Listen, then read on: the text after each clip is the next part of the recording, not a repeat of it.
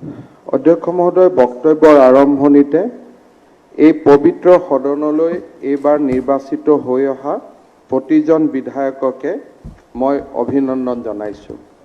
বিশেষকৈ প্ৰথমবাৰৰ বাবে বিধানসভালৈ নিৰ্বাচিত হৈ অহা সকলক মই উষ্ণ আদৰণি জনাইছোঁ আৰু সংসদীয় গণতন্ত্ৰৰ সফলতাৰ বাবে তেখেতসকলে বেছিকৈ কথা কোৱাৰ সুযোগ পাওক, তেখেতসকলে এই বিধানসভাক গৰিমামণ্ডিত কৰক, তাৰ বাবে অধ্যক্ষ মহোদয় আপোনাৰ ওচৰত মই প্ৰাৰ্থনা ৰাখিম। যিসকল বিধায়ক পুনৰ নিৰ্বাচিত হৈ আহিলে আৰু কিছুদিনৰ বিৰতিৰ পিছত যিসকল আকৌ এই সদনলৈ আহিলে তেওঁলোকলৈকেও মই অভিনন্দন জনাইছোঁ। মহাপুৰুষ শ্ৰীমন্ত শংকৰদেৱে আমাৰ জাতিক প্ৰাণ দিছিলে, ঐতিহ্য দিছিলে, আমাক একতাৰ দোলেৰে বান্ধিছিলে। ভাৰতবৰ্ষৰ যি প্ৰবাহমান ঐতিহ্য, সেই ঐতিহ্যই অসমক সদায় চহকী কৰি ৰাখিছে। অসমৰ মুখ্যমন্ত্ৰী হিচাপে মহাপুৰুষ শ্ৰীমন্ত শংকৰদেৱ, মহামায়া মা কামাখ্যা, আধ্যাত্মিক তীৰ্থ মাজুলী, ভুৱন তীৰ্থ আৰু মহাবাহু ব্ৰহ্মপুত্ৰক সন্মান জনাই মই অসমৰ ৰাইজক নিশ্চিতভাৱে এটা বাৰ্তা দিব খোজোঁ যে অনাগত 5টা বছৰত অসমৰ জনসাধাৰণৰ আশা আৰু আকাংক্ষাক বাস্তৱত ৰূপায়ণ কৰাৰ বাবে এই চৰকাৰে 24 ঘণ্টাই 365 দিন আমি নিৰন্তৰভাৱে কাম কৰি যাম। কল্যাণমুখী ৰাষ্ট্ৰৰ কেন্দ্ৰবিন্দু হৈছে যিসকল সমাজত বাস কৰা লোক যুগে যুগে বঞ্চিত আৰু শোষিত হৈ আহিছে, তেওঁলোকক উত্তৰণৰ পথলৈ লৈ যোৱা। অসমৰ চাহ জনগোষ্ঠীৰ প্ৰতিগৰাকী লোক, অসমৰ অনুসূচিত জাতি, অনুসূচিত জনজাতি আৰু সংখ্যালঘু সম্প্ৰদায়ৰ মহিলাসকল আমাৰ জনমুখী যাত্ৰাৰ প্ৰাণ হ'ব, আত্মা হ'ব আৰু তেওঁলোকক কেন্দ্ৰ কৰিয়েই অহা 5টা বছৰত আমি এক নিৰন্তৰ বিকাশৰ যাত্ৰা আগুৱাই লৈ যাবলৈ চেষ্টা কৰিম। অধ্যক্ষ মহোদয়, এই সদনত মই 2001 চনত প্ৰৱেশ কৰিছিলোঁ। অসমৰ প্ৰাক্তন মুখ্যমন্ত্ৰী হিতেশ্বৰ শইকীয়া ডাঙৰীয়াৰ আশীৰ্বাদত মই মোৰ ৰাজনৈতিক যাত্ৰা আৰম্ভ কৰিছিলোঁ। তৰুণ গগৈ ডাঙৰীয়াৰ মন্ত্ৰীসভাত দীৰ্ঘদিনৰ কাম কৰাৰ মোৰ সৌভাগ্য হৈছিলে আৰু আমাৰ সকলোৰে নেতা প্ৰাক্তন মুখ্যমন্ত্ৰী, আমাৰ সকলোৰে পথপ্ৰদৰ্শক সৰ্বানন্দ সোণোৱাল ডাঙৰীয়াৰ চৰকাৰত 5টা বছৰ নিৰন্তৰভাৱে কাম কৰাৰ সুযোগ পাইছিলোঁ। এই তিনিওগৰাকী নেতাকে মই মোৰ অন্তৰৰ গভীৰতম কোণৰ পৰা কৃতজ্ঞতা জনাইছোঁ আৰু তেওঁলোকে দেখুৱাই যোৱা আদৰ্শৰে অসম মাতৃক সেৱা কৰাৰ তীব্ৰ বাসনাৰে আগবাঢ়ি যোৱাৰ প্ৰতিশ্ৰুতি এই পবিত্ৰ সদনৰ আগত পুনৰ এবাৰ দাঙি ধৰিছোঁ। শ্ৰদ্ধাৰ অধ্যক্ষ মহোদয়, ৰাজ্যপালৰ ভাষণত আমি এটা কথা অংকন কৰিব চেষ্টা কৰিছোঁ যে এই চৰকাৰখনে দ্বিতীয়বাৰলৈ নিৰ্বাচিত হৈ আহিছে।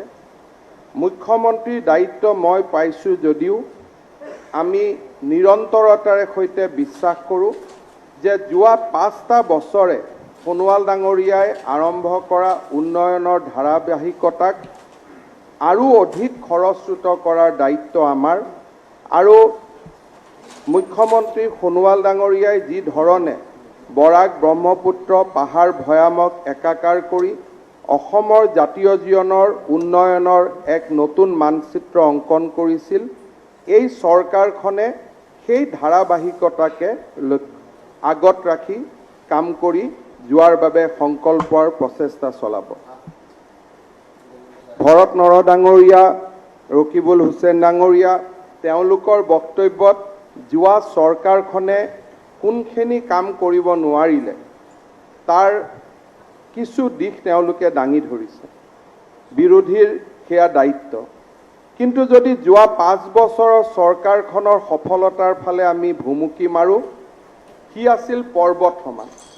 যি সময়ত আমি কংগ্ৰেছ চৰকাৰৰ পৰা দায়িত্ব লৈছিলোঁ, সেই সময়ত অসমত প্ৰতি বছৰে উন্নয়নৰ বাবদ আমি পুঁজি খৰচ কৰিছিলোঁ 42,000।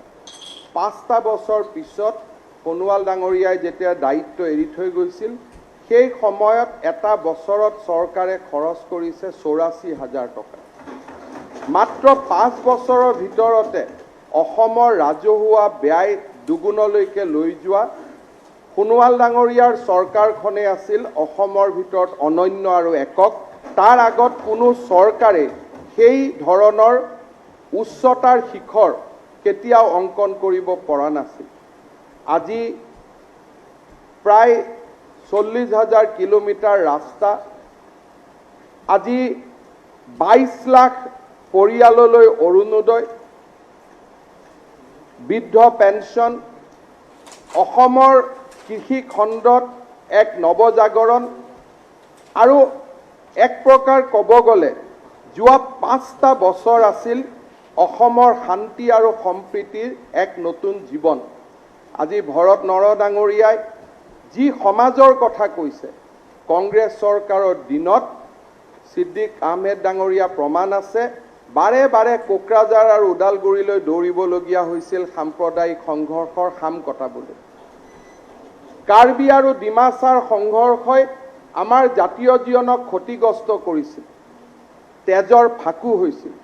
গুৱাহাটীৰ মাজমজিয়াত বোমা বিস্ফোৰণে আমাৰ হৃদয়ত এক গভীৰ বেদনাৰ সাজ পেলাইছিল। ইতিহাসে ৰোমন্থন কৰিব, যোৱা 5টা বছৰত বিজেপি নেতৃত্বাধীন যিখন চৰকাৰ হ'ল, সেই চৰকাৰখনত হিন্দু আৰু মুছলমান দুয়োটা সম্প্ৰদায়ে সাম্প্ৰদায়িক সংঘৰ্ষৰ বলি হোৱা নাছিল। সাম্প্ৰদায়িক সম্প্ৰীতিৰ এক নতুন উত্তৰণ হৈছিল। প্ৰতিটো জনজাতীয় সমাজ অসমৰ মূল খুঁটিৰ লগত একাকাৰ হৈ পৰিছিল আৰু এখন নতুন অসমৰ বুনিয়াদ আমি নিৰ্মাণ কৰিব পাৰিছিলোঁ। আজি যেতিয়া ভৰত নৰ ডাঙৰীয়াই পুৰণা 5 বছৰৰ বিফলতাৰ কথা কয়, তেতিয়া তেখেতক মই মনত পেলাই দিম যে যোৱা কংগ্ৰেছ চৰকাৰৰ দিনত সমাজে যি ঘূণ হৈছিল, ইজনে সিজনৰ মাজত যি শত্ৰুতাৰ বীজ হৈছিল, ইজনে সিজনৰ মাজত সংঘৰ্ষৰ যি বীজ ৰোপণ কৰিছিল, তাৰ পৰিৱৰ্তে যোৱা 5টা বছৰত অসমীয়া জাতিয়ে শান্তিৰ মলয়া বতাহ পাইছিল। সেই কথা সকলোৱে স্বীকাৰ কৰিব লাগিব। অধ্যক্ষ মহোদয়, আমাৰ জাতীয় জীৱনত আমি এটা নতুন অভিলেখ সৃষ্টি কৰিছিলোঁ। প্ৰথমবাৰৰ বাবে অকংগ্ৰেছী চৰকাৰ অসমত হৈছে। গোলাপ বৰবৰাৰ নেতৃত্বত হৈছে, প্ৰফুল্ল কুমাৰ মহন্ত ডাঙৰীয়াৰ নেতৃত্বত হৈছে আৰু ধাৰাবাহিকভাৱে দুইখন চৰকাৰ কেতিয়াও বিজয়ী হ'ব পৰা নাছিল। ভাৰতীয় জনতা পাৰ্টীৰ চৰকাৰখনে ধাৰাবাহিকভাৱে দুবাৰ বিজয়ী হৈ আমি ৰাজনীতিত অসমৰ ৰাজনৈতিক জীৱনত এক নতুন অধ্যায় আমি আৰম্ভ কৰিব পাৰিছিলোঁ। মই বিশ্বাস কৰোঁ আৰু মই অন্তৰৰ পৰা দৃঢ়তাৰে সৈতে বিশ্বাস কৰোঁ যে যোৱা 5টা বছৰৰ সোণোৱাল ডাঙৰীয়াৰ চৰকাৰখনক অসমৰ জাতীয় জীৱনৰ এখন সফলতম চৰকাৰ বুলি ইতিহাসে গণ্য কৰিব আৰু ইতিহাসে গণ্য কৰাৰ প্ৰাসংগিকতা আছে, প্ৰয়োজন আছে। সোণোৱাল ডাঙৰীয়াই মূল্যবোধৰ এক নতুন ৰাজনীতি নিৰ্মাণ কৰিছিল।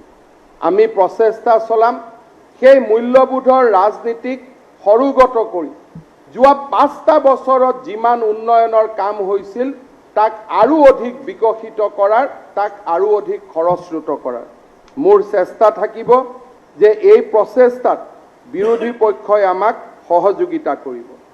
সংসদীয় গণতন্ত্ৰত অসমে দিক নিৰ্ণায়কৰ ভূমিকা লোৱা প্ৰয়োজন।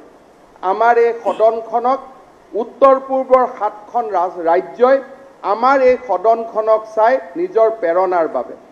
তেওঁলোকৰ প্ৰতিটো দিশতে অসম এক উদাহৰণ। বিৰোধী পক্ষই কথা ক'ব, বিৰোধী পক্ষৰ প্ৰতিটো কথাৰ উত্তৰ চৰকাৰী পক্ষৰ লগত থাকিব, কিন্তু কথা কওঁতে সদনখন যাতে আগবাঢ়ি যায়, সদনৰ যাতে কাৰ্যক্ৰমণিকা চলে, সেয়া আমাৰ বাবে প্ৰয়োজনীয়। এইবাৰ বিধানসভাত মহামান্য ৰাজ্যপালে সম্পূৰ্ণ সময় ভাষণ দিয়াৰ যি বিৰল সুযোগ লাভ কৰিলে, তাৰ বাবে সমাজে বিৰোধী পক্ষক কৃতিত্ব দিছে যে বিৰোধীয়ে ভাল পদক্ষেপ এটা হাতত লৈছে। আমি বিশ্বাস কৰোঁ সেই ধৰণৰ ৰাজনীতি চলক। বিৰোধীক সভা স্থগিত প্ৰস্তাৱ লাগে, আধা ঘণ্টা বেছিকৈ কথা কোৱাৰ সময় লাগে, আমাৰ কাৰোৱে আপত্তি নাই। সদন যে 4টা বজালৈকে চলিব লাগিব তেনেকুৱা কোনো কথা নাই, 6টা বজালৈকে চলক, বিৰোধীয়ে 2টা কথা বেছিকৈ কওক, আমাৰ কোনো আপত্তি নাই। কিন্তু পইণ্ট অফ অৰ্ডাৰ, অলাগতিয়াল কথা বতৰাৰে আমি প্ৰচিডিঙত শব্দ নথকা কথা খন্তেকৰ বাতৰি কাকতৰ শিৰোনামাৰ গ্ৰহণ কৰাৰ পৰিৱৰ্তে তাত্ত্বিক কথাৰে আৰু যুক্তিৰ কথাৰে চৰকাৰখন যদি ৰেলপথৰ পৰা আঁতৰি গৈছে, চৰকাৰখনক ৰেলপথলৈ উভতাই অনাৰ বাবে যিমান ধৰণৰ কথা হওক, তাত একোৱে আপত্তি কৰিবলগীয়া নাই। মই আমাৰ সংসদীয় দলৰ বৈঠকত মই স্পষ্টভাৱে কৈছোঁ যে সদনত চৰকাৰী পক্ষৰ বিধায়কসকল থাকিব। আমাৰ বিধায়কৰ স্থান বিধানসভাৰ মজিয়াত, লবিত নহয়। মই স্পষ্টভাৱে কৈছোঁ যে লবিত আমাৰ স্থান নহয়, আমি বিধানসভাৰ ভিতৰত থাকিম, আমি বিধানসভাৰ ভিতৰত কথা ক'ম আৰু ৰাইজৰ আশা আকাংক্ষাক আমি বাস্তৱত ৰূপায়িত কৰিম।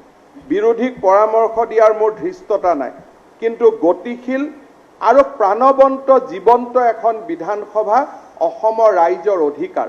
মই ভাবোঁ সেই প্ৰাণৱন্ত জীৱন্ত বিধানসভা এখন অহা 5টা বছৰত আমি দিবৰ বাবে চেষ্টা কৰিম। অধ্যক্ষ মহোদয়, চৰকাৰখনে আৰম্ভণি কৰিছিল এক নতুন আশাৰে।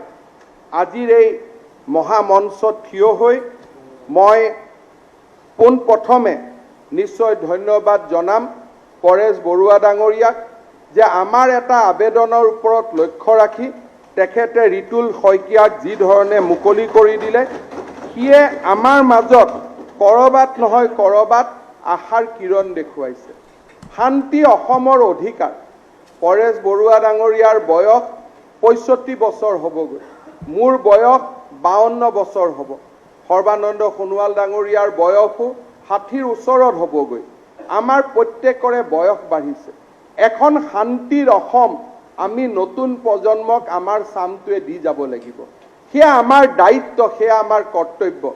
মই পৰেশ বৰুৱা ডাঙৰীয়াক ক'ম যে শান্তিৰ অসম, হিংসা বৰ্জিত এখন অসম, সেয়া আমাৰ নতুন প্ৰজন্মৰ অধিকাৰ। আৰু সেই নতুন প্ৰজন্মৰ অধিকাৰক সন্মান জনাই চৰকাৰ আৰু আলফা দুয়োটাই মুকলি মনেৰে আলোচনাৰ পৰিৱেশ নিৰ্মাণ কৰিব লাগে। আৰু মই স্পষ্টতাৰে সৈতে ক'ব খোজোঁ যে মোদী ডাঙৰীয়া আৰু অমিত শ্বাহ ডাঙৰীয়াৰ সদিচ্ছা আছে, অসমলৈ স্থায়ী শান্তি আহিব লাগে।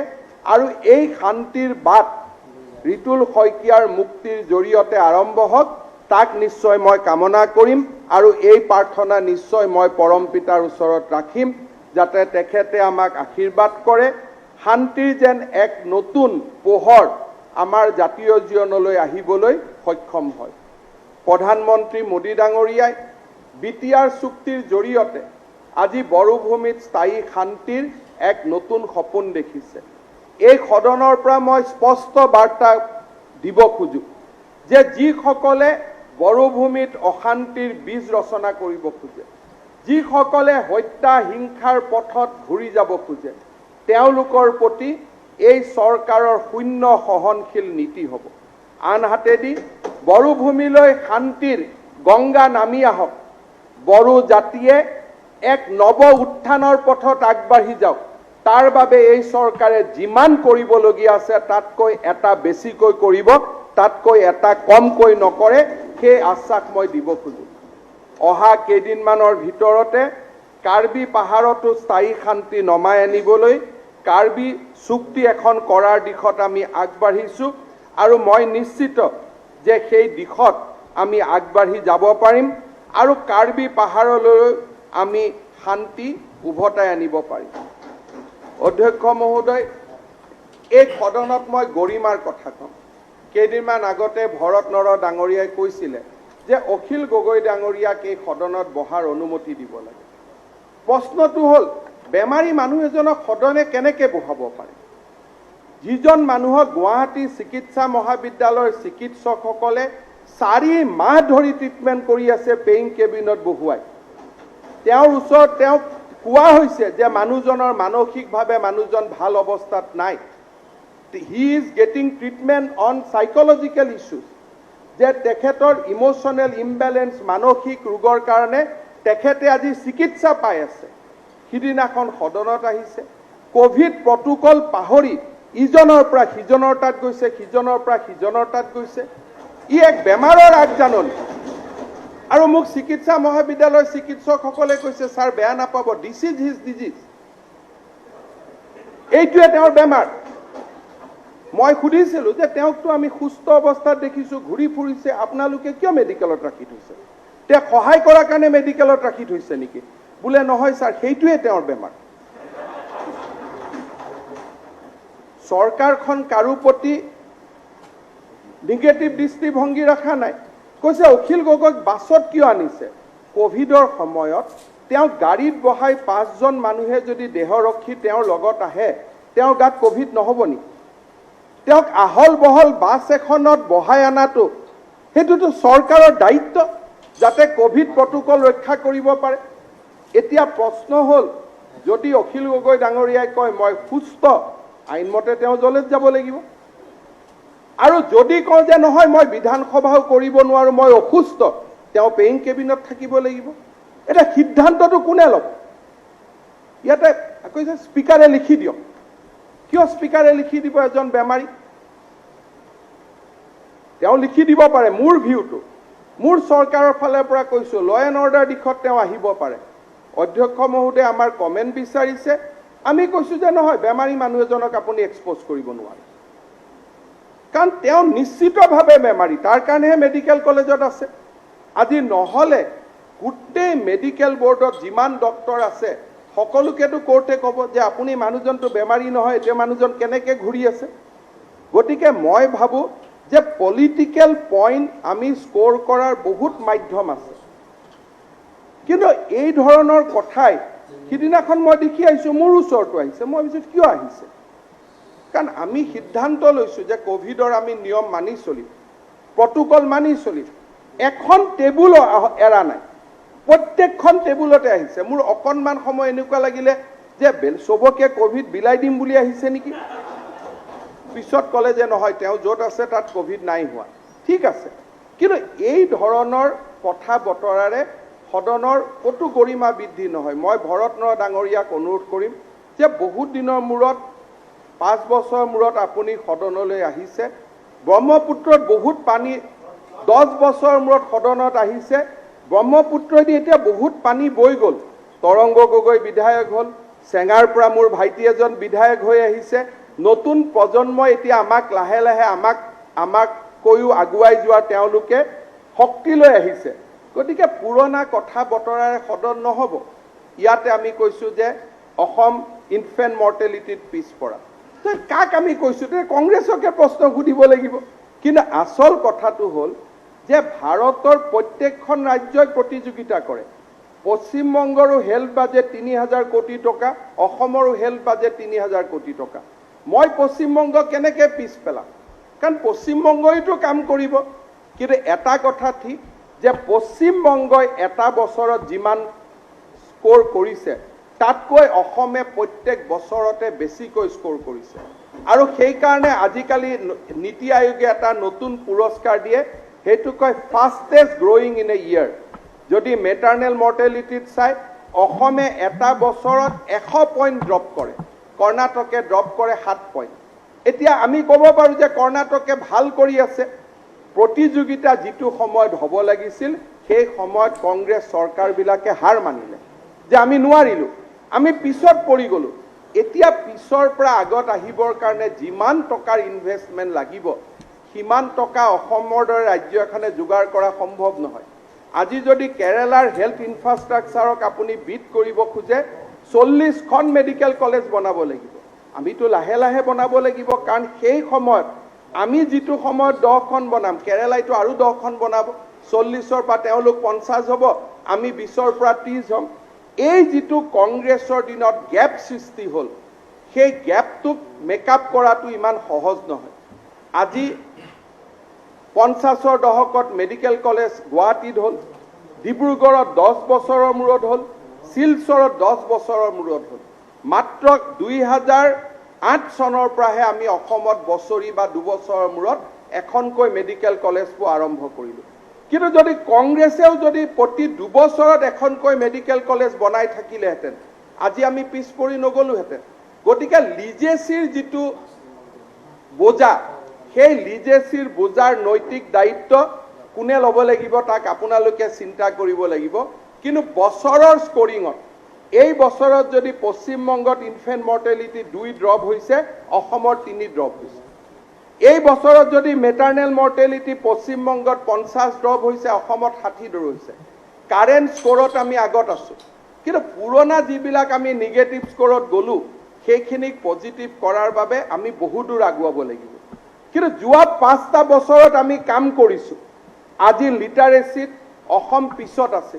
আজি লিটাৰেচিত অসম 5খন ৰাজ্যৰ ভিতৰত গৈ পাইছে। আজি আপোনালোকে চাওক, কোভিডৰ নিয়ন্ত্ৰণৰ ক্ষেত্ৰত আজি মোক কৈছে যে দ্বিতীয় ৱেভত ভাগৰ লাগিছে।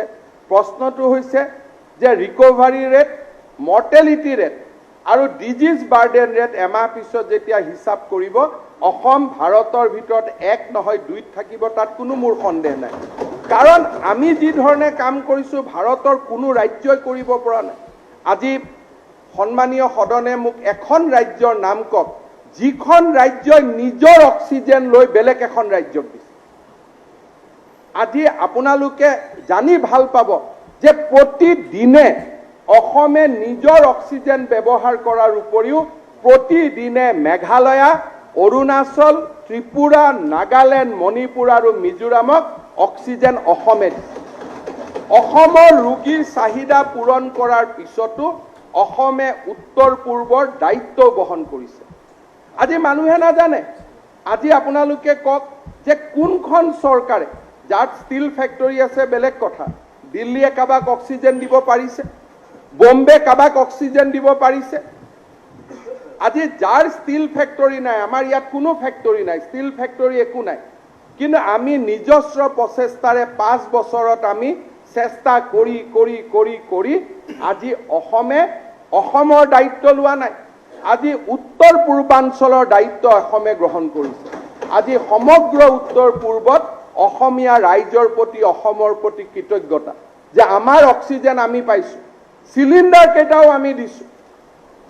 যোৱা আপোনালোকে পেপাৰবিলাকত চাব, উত্তৰ পূৰ্বাঞ্চলৰ আন পেপাৰবিলাকত আপোনালোকে জানি আচৰিত হ'ব যে ঝাৰখণ্ডৰ দৰে চৰকাৰকো 2000 ড'জ, NDA চৰকাৰ নহয়, UPA চৰকাৰ, কিন্তু অসমক যেতিয়া ৰেমডিচিভিৰ ইনজেকশ্যন খুজিছে 2000 ইনজেকশ্যন আমি পঠাই দিছোঁ যে আপোনালোকে লওক।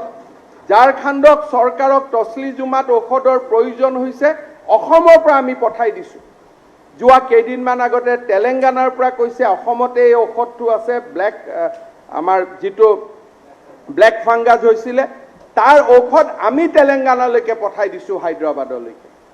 আজি অসমৰ কোভিড নিয়ন্ত্ৰণ আন কোনো ৰাজ্যৰ লগত তুলনা নহয়। অসমত এজন ৰোগী ICU নোপোৱাকৈ থকা নাই, এজন ৰোগী অক্সিজেন বেডৰ পৰা বাদ পৰা নাই। আজি অসমত এনেকুৱা এটা হস্পিটেল নাই য'ত আমি বিচনা দিব পৰা নাই। আজি আপোনালোকে গৌৰৱ অনুভৱ কৰিব যেতিয়া গুৱাহাটী মেডিকেল কলেজত যাব, ডিব্ৰুগড় মেডিকেল কলেজ হ'ব, নিৰন্তৰভাৱে দিনে ৰাতিয়ে মেডিকেল কলেজৰ প্ৰিন্সিপাল ৰাতি 1:30-2টা বজাত হস্পিটেল থাকে, 1:30-2টা বজাত মেডিকেল কলেজৰ প্ৰিন্সিপালবিলাক হস্পিটেলত থাকে। আজি মানুহে এটা এটাকৈ মুক্তি পায়, মানুহে কৃতজ্ঞতাৰে উপচাই দিছে। আজি আমি কোভিড নিয়ন্ত্ৰণৰ ক্ষেত্ৰত আমাৰ মৰ্টেলিটি হৈছে 0.6। ভাৰতৰ কোনো ৰাজ্যৰ লগত তুলনাই নহয় অসমৰ পাৰফৰ্মেন্স। হয়, আমি চৰকাৰ এখন মাজত নাছিলে, কৈছে ভাগৰ লগা কথা নহয়, আমি গণতন্ত্ৰক সন্মান কৰিব লাগে। মই যেতিয়া অলপ চেষ্টা কৰিছিলোঁ সেই সময়ত মই অভিযোগ কৰিব খোজা নাই, ৰিপুণ বৰা ডাঙৰীয়াই নিৰ্বাচনী আয়োগই কমপ্লেইন দিলে যে হিমন্ত বিশ্ব শৰ্মা কিয় মেডিকেলে গৈ আছে। আপুনি খবৰ কৰিব, ৰিটেন কমপ্লেইন দিছে। কংগ্ৰেছৰ কমপ্লেইনৰ পিছত মই 7 দিনমান ৰখি গ'লোঁ, কাৰণ মই ডেমক্ৰেটিক ভেলুটো নষ্ট কৰিব খোজা নাছিলোঁ। মুখ্যমন্ত্ৰী কিয় জিলাই গৈছে? মুখ্যমন্ত্ৰীয়ে EVM মেচিনৰ কাষত যোৱা নাই নহয়, জিলা উপায়ুক্তৰ অফিচটোতহে সোণোৱাল ডাঙৰীয়া গৈছিলে। আজি কংগ্ৰেছ দলত মই বিশ্বাস কৰোঁ, মই আপোনালোকৰ দলত বহুত বছৰ আছিলোঁ, কিছু ক্ষেত্ৰত মই ভাবোঁ সংশোধনৰ প্ৰয়োজনীয়তা আছে। আজি ৰিপুণ বৰা ডাঙৰীয়াই কোভিডৰ কাৰণে স্বাস্থ্যমন্ত্ৰী মুখ্যমন্ত্ৰী হস্পিটালে গৈছে, তাত কমপ্লেইন দিয়াৰ প্ৰয়োজনীয়তা আছিল নেকি? যেতিয়া কমপ্লেইন পালে, ইতিমধ্যে মানুহবিলাক আছে ৰেজৰ্টত, অফিচাৰবিলাকে ভাবি ল'লে যে কংগ্ৰেছোতো আহিব পাৰে, গতিকে অফিচাৰবিলাকে আমাক ইনডাইৰেক্টলি কোৱা আৰম্ভ কৰিলে যে আপোনালোক ছাৰ নাহিলে ভাল, ফোনতে কওক যি ক'ব লাগে।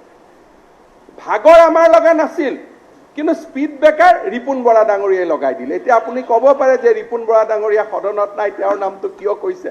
কেতিয়াবা গান্ধীজীৰো নাম ল'ব লাগিব, সদনততো তেওঁ নাই। গোপীনাথ বৰদলৈৰ নাম ল'ব লাগিব, সদনততো তেওঁ নাই। গতিকে যি ফেকচুৱেল মেটাৰ, এইটো ফেক্ট ইজ এ ফেক্ট। গতিকে যিদিনাখনৰ পৰা আমাৰ চৰকাৰ আহিলে, আপুনি চিন্তা কৰক, মুখ্যমন্ত্ৰীক বাদ দিয়ক, স্বাস্থ্যমন্ত্ৰীও যোৱাকালি ৰাতি 1:30 বজাত নগাঁও চিভিল হস্পিটালত বহি আছে যে ট্ৰিটমেণ্ট হ'ব লাগে। আজি প্ৰত্যেকে আমি চেষ্টা কৰিছোঁ, আৰু আমাৰ পজিটিভিটি ৰেট অলৰেডি আমি 5%লৈকে নমাই আনিছোঁ। আৰু মই বিশ্বাস কৰোঁ যে কোভিড নিয়ন্ত্ৰণত অসমৰ নম্বৰ আগতো প্ৰথম আছিলে, এতিয়াও তাতে থাকিব। আজি কৈছে ইণ্ডাষ্ট্ৰীত একো হোৱা নাই।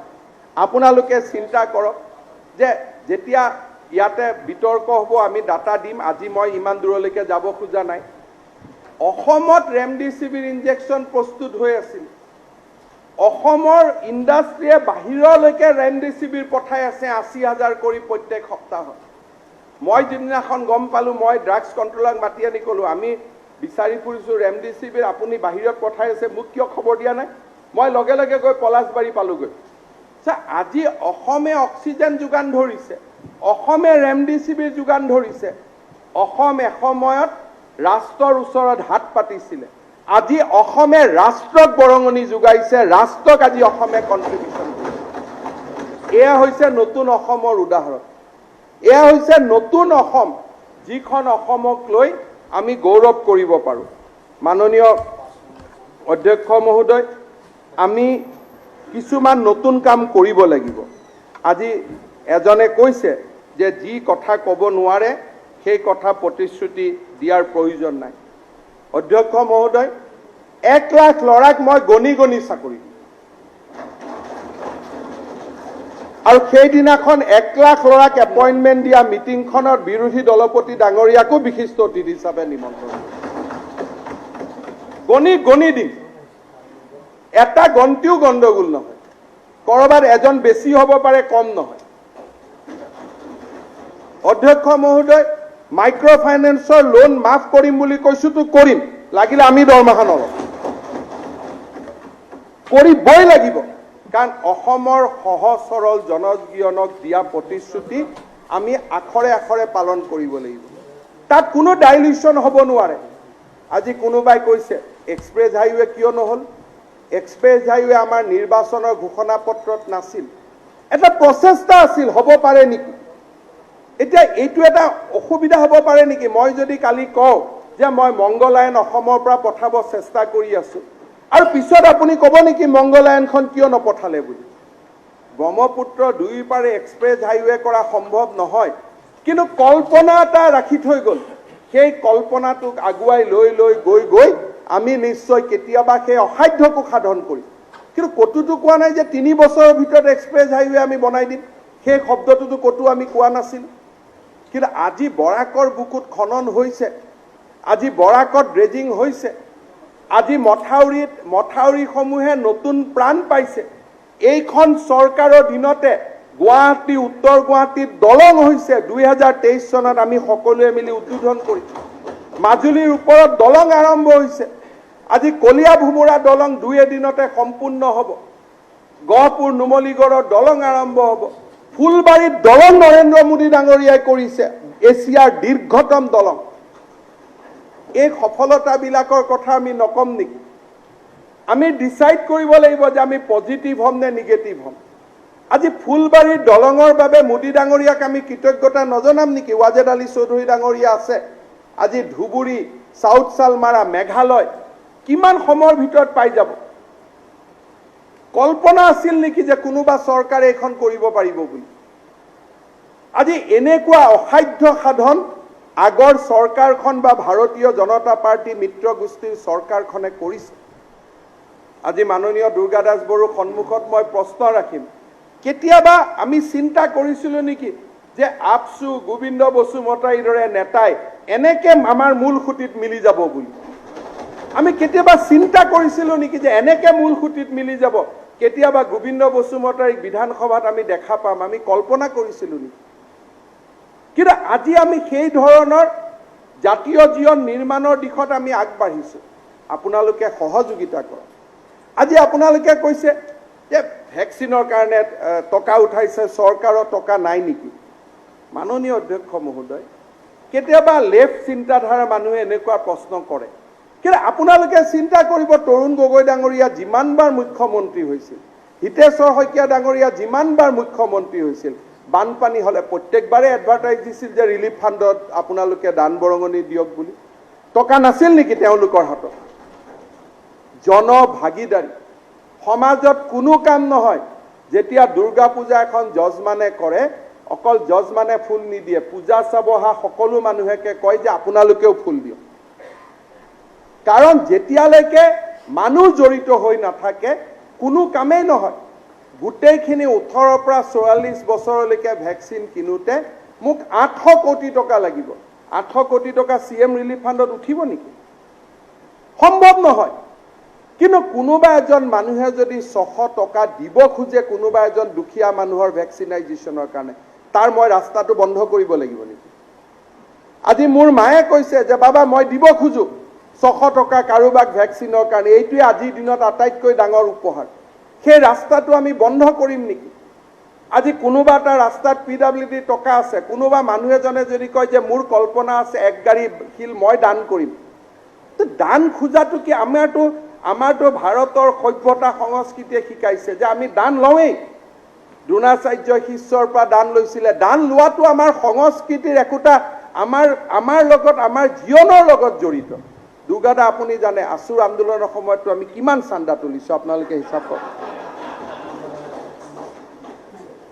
তো দান লোৱাটো, আজি যদি দান লোৱাটো বেয়া কাম বুলি কেতিয়া গণ্য হৈছে? বলপূৰ্বক ল'ব নালাগে, জোৰ জবস্তি হ'ব নালাগে, কিন্তু জনভাগিদাৰী আৰু জনসহযোগিতা তাক কেতিয়াও না ক'ব নালাগে। যোৱা কালিৰ পৰা এজন মানুহে আনি মোক 51 টকা দিছে, এজনে মোক 100 টকা দিছে, তেওঁৰো নাম পেপাৰত দিছো। যে দানত কোনেও পৰিমাণ নাচায়। আজি দানত কোনেও পৰিমাণ নাচায়। আজি আপোনালোকে চাব, ইলেকশ্যনৰ মিটিঙত কৈছো কাৰণে মই কৈছো, যেতিয়া তৰুণ গগৈ ডাঙৰীয়া দীৰ্ঘদিন ধৰি বেমাৰ আছিলে, তেখেতক প্লাজমাও কিন্তু দিয়া মানুহ কোনোবা বিজেপিৰ যুৱক এজনে আছিল। কাৰণ ইয়াত কোনো ৰাজনীতি নহয়। আজি ভেকচিনটো কি কংগ্ৰেছৰ মানুহে নাপাব নেকি? ভেকচিনটো কি UDFৰ মানুহে নাপাব নেকি? আমি কি পোষ্টাৰ মাৰি থৈছো নেকি যে অকল এইটো AGPৰ কাৰণে ভেকচিন, এইটো UPPLৰ কাৰণে ভেকচিন? এনেকুৱা বাৰ্তা আমি সদনৰ পৰা নিদিম। কাৰণ অসম যদি নিৰ্মাণ কৰিব লাগে জনভাগিদাৰীত নিৰ্মাণ কৰিব লাগিব। অসম চৰকাৰে নিৰ্মাণ কৰিব নোৱাৰে, অসমৰ মানুহে অসমৰ চৰকাৰক সফল কৰিব লাগিব।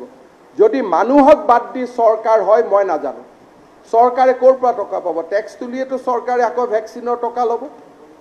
কিন্তু তাৰ পৰিৱৰ্তে যোৱাবাৰ যেতিয়া প্ৰথম ৱেভৰ কোভিড আহিছিল, আমি পেট্ৰল ডিজেলত 5 টকা টেক্স লগাইছিলোঁ, আমি মদত টেক্স লগাইছিলোঁ। এইবাৰ আমি সিদ্ধান্ত লৈছোঁ আমি টেক্স নলগাওঁ।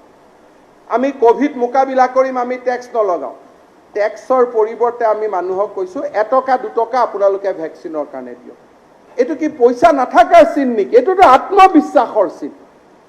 যে যোৱাবাৰ টেক্স লগাইছিলে, এইবাৰ টেক্সো লগোৱা নাই। অসমে এবছৰৰ ভিতৰত ইমানখিনি আত্মবিশ্বাস পালে যে আমাক টেক্স লগাব এতিয়া প্ৰয়োজন নাই। মোক এইবাৰ এজন সাংবাদিকে সুধিছিল যে আকৌ পেট্ৰল ডিজেলত টেক্স লগাব নেকি? মই ক'লো নলগাওঁ, কাৰণ এইবাৰ আমি 2100 কোটি টকা দিম অকল নুমলীগড় ৰিফাইনেৰী শ্বেয়াৰ কিনিবৰ বাবে। স্বচ্ছলতা বাঢ়িছে, আৰু স্বচ্ছলতা যেতিয়া বাঢ়িছে সেই সময়ত যদি আমি পেট্ৰল ডিজেলত টক্স এফালে আপোনালোকে শ্বেয়াৰ কিনিছে, এফালে টেক্স লগাইছে। আমি কৈছোঁ যে নহয়, এটকা দুটকা দিয়ক। মইতো বিচাৰোঁ 3.5 কোটি মানুহে এটকা দিয়ক। জনভাগিদাৰীটোক আমাৰ 2টা বজালৈকে আছিলে, সেইকাৰণে আমি সময়টো এক্সটেণ্ড কৰি ল'ম। গতিকে অৱশ্যে সবাই জনভাগিদাৰীটোক আমি কেতিয়াও বেয়া বুলি ক'ব নালাগে। পবিত্ৰ সদনক মই আশ্বাস দিছোঁ, ভেকচিনেশ্যনৰ ওপৰত আপোনালোকে কনচাৰ্ণ কৰিছে, হয় মোৰো কাৰণে চিন্তাৰ কথা। 37 লাখ মানুহক আমি ভেকচিনাইজেশ্যন কৰিব পাৰিছোঁ। আমাৰ হাতত ভেকচিন যিমান লাগে আমি টকা এডভান্স দি থৈছোঁ, কিন্তু তেওঁলোকে ভেকচিন দিব পৰা নাই। 100 কোটি মানুহক একেলগে ভেকচিন দিব নোৱাৰে, কিন্তু আমি বিশ্বাস কৰোঁ জুন আৰু জুলাইত আমি ভেকচিনাইজেশ্যন আৰু বেছি কৰিব পাৰিম। গুৱাহাটীত 10 লাখ নাগৰিক, প্ৰায় 4.5 লাখক আমি ইতিমধ্যে ভেকচিনাইজেশ্যন কৰি দিলোঁ। গুৱাহাটী হটবেড আছিল কোভিডৰ। আজি আমি 50% of its population is already vaccinated, যাৰ কাৰণে গুৱাহাটীত ক্ৰমাগতভাৱে কোভিডৰ সংখ্যা কমিব ধৰিছে।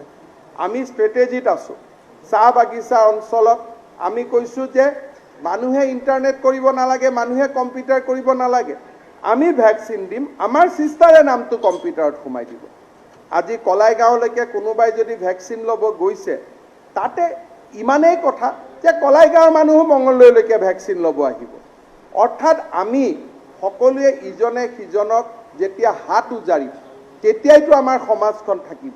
আমি যদি খুব বেছি ঠেক গণ্ডিৰ ভিতৰত সোমাই যাওঁ, তেতিয়া আমি আগবাঢ়িব নোৱাৰিম। আমাৰ লক্ষ্য হ'ব লাগিব যে 3.5 কোটি মানুহকে আমি ভেকচিন দিব লাগিব। তাৰ কাৰণে যোৱাবাৰ আৰোগ্য নিধিত ৰাইজে যিমান টকা দান দিছিল, মোৰ মনত আছে আৰোগ্য নিধিত টকাকেইটালৈ মই বহুদিন মান অপবাদেই খালোঁ যে দান লৈ কি কৰিলে, টকাবোৰ অমুক তমুক। মই কিন্তু সযতনে ৰাখি থৈছিলোঁ।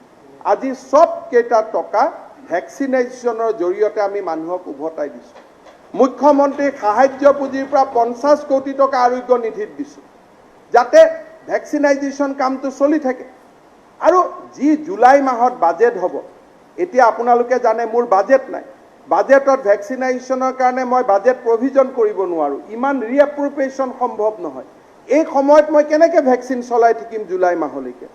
গতিকে আমাৰ হাতত যি জমা পুঁজি আছিল, বেলেগ বেলেগ শিতানত আমি উলিয়াই দিছোঁ, যাতে ভেকচিনেশ্যন হৈ থাকে।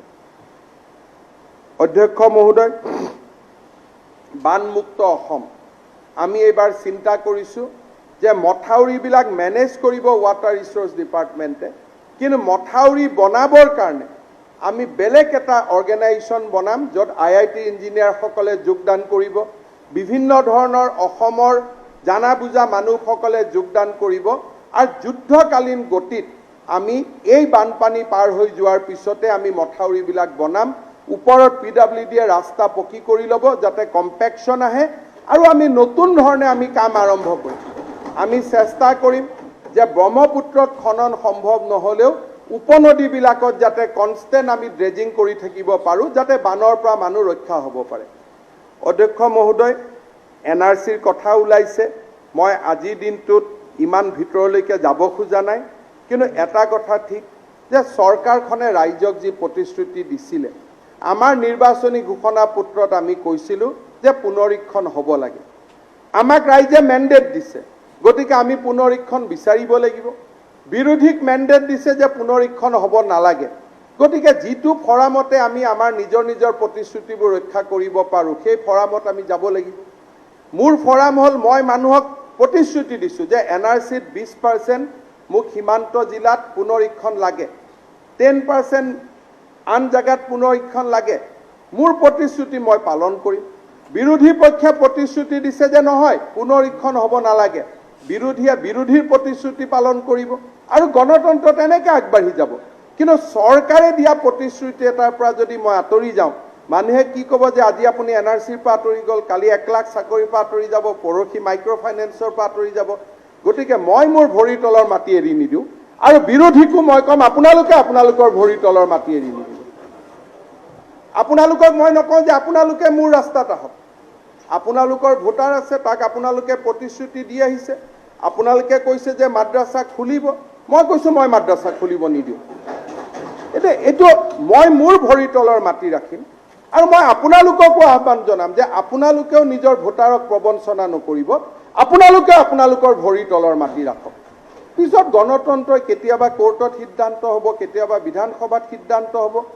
Indian democracy is a very vibrant democracy. আমাৰ ফৰাম আছে, ফৰামবিলাকত সিদ্ধান্ত হৈ যাব। তাৰ কাৰণে আমি কাজিয়া পেচাল কৰাৰ কি প্ৰয়োজনীয়তা আছে?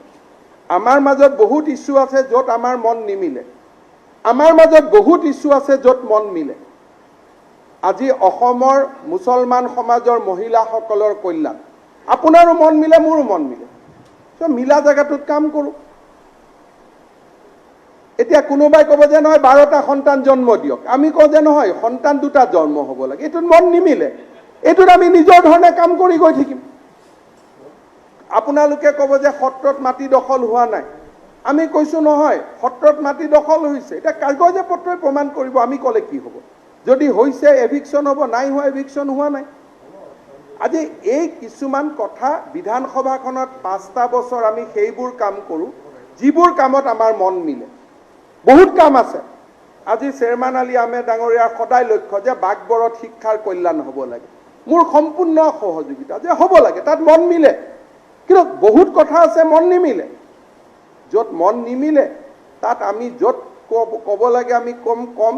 কিন্তু 5টা বছৰত 2টা পক্ষৰ মন মিলা কামবিলাক যদি আমি কৰি থাকিব পাৰোঁ, আমাৰ অসমখন বহুত পৰিৱৰ্তন হ'ব। আজি চাহ বাগিচাৰ কল্যাণৰ কাৰণে আজি তেৰছ গোৱালা ডাঙৰীয়াৰ যিমান সমৰ্পণ, ৰূপজ্যোতি কৰ্মী ডাঙৰীয়াৰো ইমান সমৰ্পণ।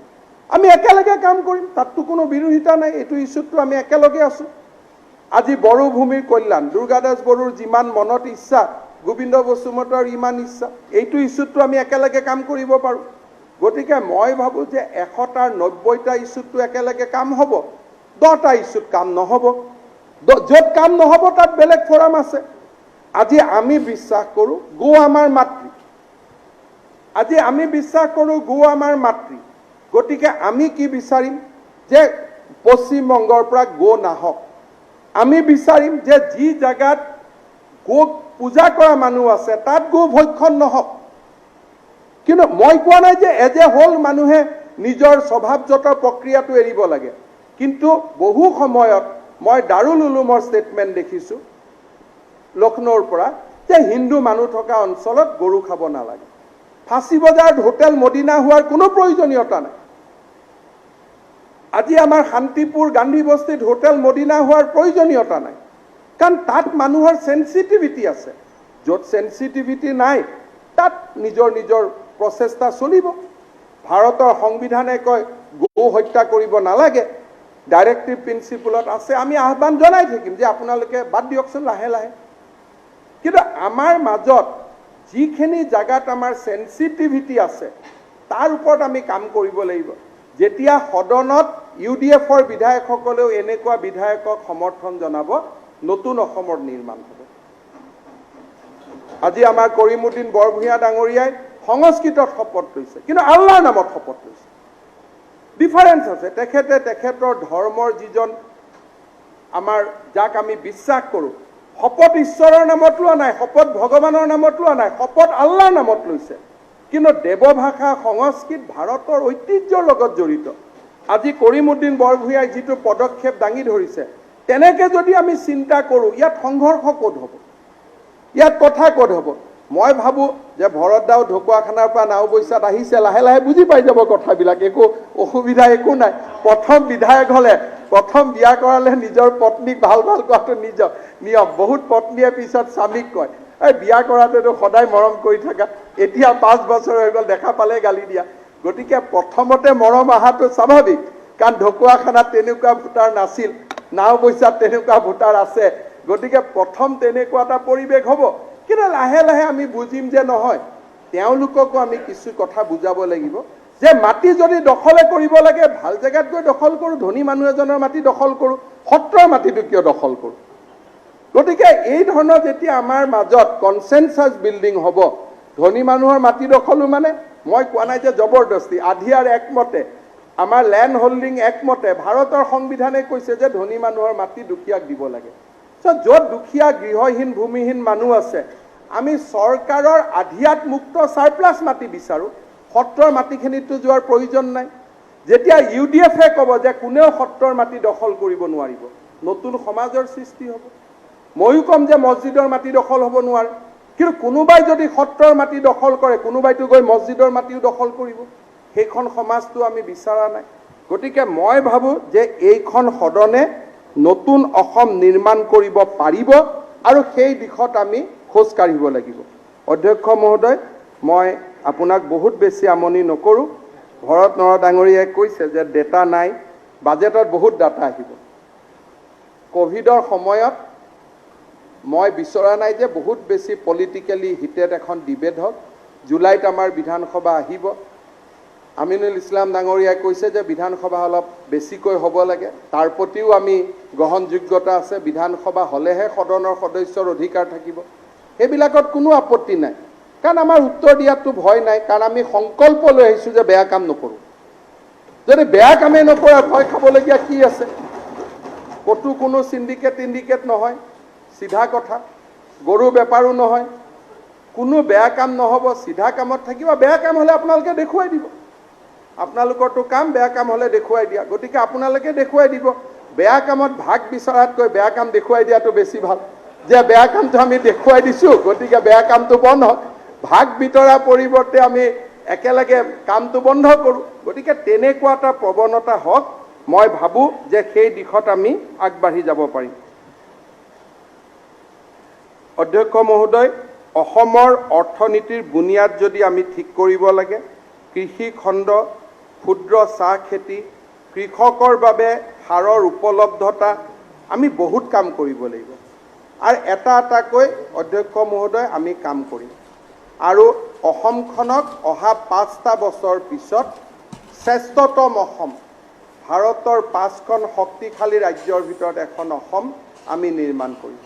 অধ্যক্ষ মহোদয়, বিৰোধীৰ প্ৰতি মই আমাৰ মন্ত্ৰীসকলকো কৈছোঁ যে গঠনমূলক ভূমিকা ৰাখিব, কথা বতৰা উত্তৰ দিব, ৰুমত আহিলে সন্মান কৰিব বিধায়কৰ। আমি চেষ্টা কৰিম যাতে আমি এটা সুস্থ গণতান্ত্ৰিক পৰম্পৰা আমি আৰম্ভ কৰিব পাৰোঁ। কিন্তু এটা কথা ঠিক, মই আকৌ এবাৰ কওঁ যে আপোনালোকেও ভৰি তলৰ মাটি নেৰিব আৰু মোকো মোৰ ভৰি তলৰ মাটি এৰিব নক'ব। সবকা সাথ সবকা বিশ্বাসৰ ডেফিনেশ্যনটো আপোনালোকৰ বেলেগ, মোৰ ডেফিনেশ্যনটো বেলেগ। গতিকে আমি আমাৰ ডেফিনেশ্যনত থাকিম, সেইটো আমাক কোনেও ফ'ৰ্চ কৰিব নালাগে।